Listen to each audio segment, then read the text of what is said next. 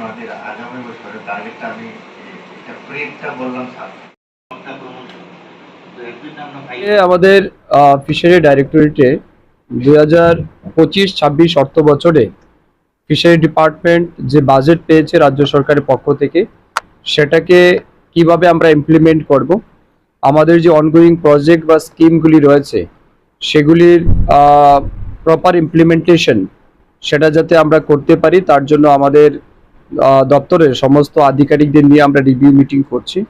এছাড়াও এই রিভিউ মিটিংয়ের মূল উদ্দেশ্য হচ্ছে 2024-25 অর্থ বছরে আমরা রাজ্য সরকার এবং কেন্দ্র সরকারের পক্ষ থেকে যে ফান্ড পেয়েছি সেটা কতটা আমরা অ্যাচিভ করতে পেরেছি, কতটা ইউটিলাইজ করতে পেরেছি, আমাদের সফলতা কি ছিল লাস্ট ইয়ারের এবং কোন জায়গাতে আমাদের চ্যালেঞ্জেস ছিল।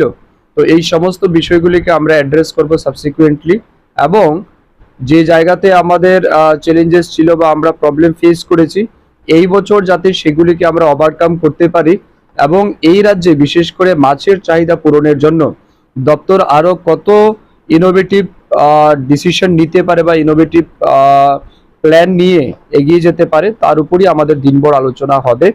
এবং আমরা চাইছি এই রাজ্যের বিশেষ করে মাছ যেহেতু একটা প্রধান খাদ্য এবং খুব ডিমান্ডেবল আইটেম, তো সেটা যাতে আমরা আরও বেশি প্রোডাকশন বাড়াতে পারি এই রাজ্যে, এবং আমাদের এক্সিস্টিং যতগুলি ওয়াটার বডিজ আছে সেগুলিকে সায়েন্টিফিক ওয়েতে মাছ চাষ করে মাছের উৎপাদন কিভাবে বৃদ্ধি করা যায়, তার সাথে সাথে গ্রামীণ অর্থনীতিকেও কিভাবে মজবুত করা যায় সেই সম্পর্কে আমাদের আলোচনা হবে।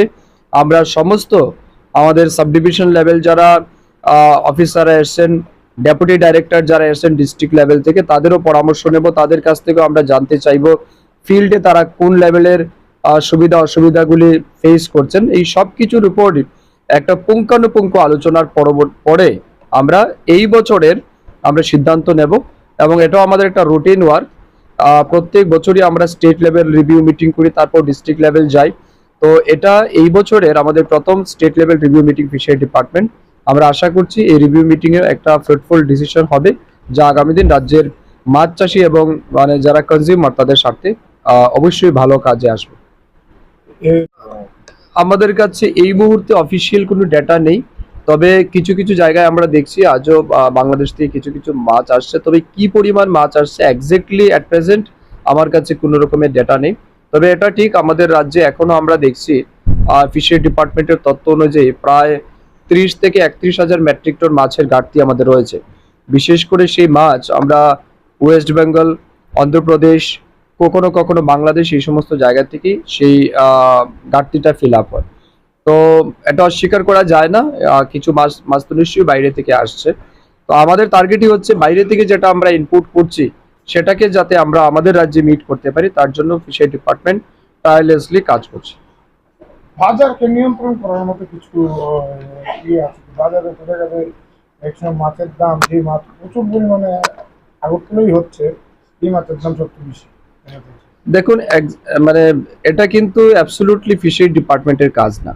মার্কেটের দাম নিয়ন্ত্রণে রাখা বা ইয়ে করে এটা কিন্তু সিভিল অ্যাডমিনিস্ট্রেশনকে দেখতে হবে, কারণ আমরা মাছের উৎপাদন বাড়াতে পারি, আমরা মাছের গুণগত মান টেস্ট করতে পারি, কোথাও ফরমালিন দিচ্ছে কিনা না সেটা আমরা টেস্ট করি, আমাদের কিন্তু র্যান্ডামলি সেই টেস্টগুলি হয়।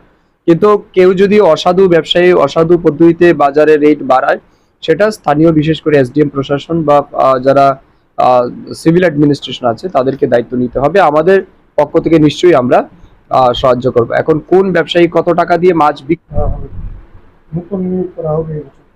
হ্যাঁ আমাদের আমরা বলে দিয়েছি অলরেডি, আমাদের ডিসিশনও আছে। আমাদের যতগুলি স্যাংশন পোস্ট আছে এবং স্যাংশন পোস্টের সাথে আমাদের প্রেজেন্ট পোস্ট কি আছে এবং ব্যাকএন্ড কত আছে, ব্যাকএন্ড পোস্টগুলির জন্য আমরা ফিনান্স ডিপার্টমেন্টকে এর আগেও আমরা চিঠি দিয়েছি।